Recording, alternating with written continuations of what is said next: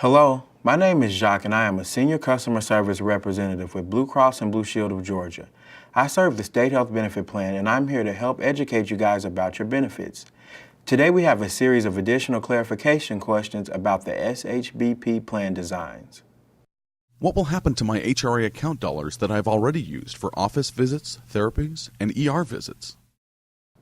Those claims will be adjusted and new and correct benefits will be applied. All HRA account dollars from affected claims will be put back into your HRA account and will be eligible to be applied to other services. What if I don't want my claims adjusted? Claims have to be adjusted in compliance with the new contract provisions made by State Health Benefit Plan. Will there be a new open enrollment period where I can change my plan election for 2014?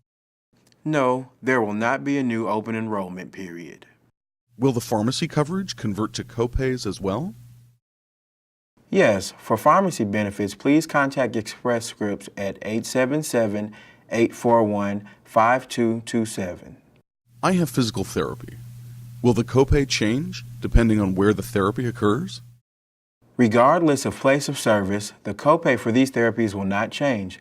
They'll all be subject to a copay of $25 and then covered at 100% of the allowed amount.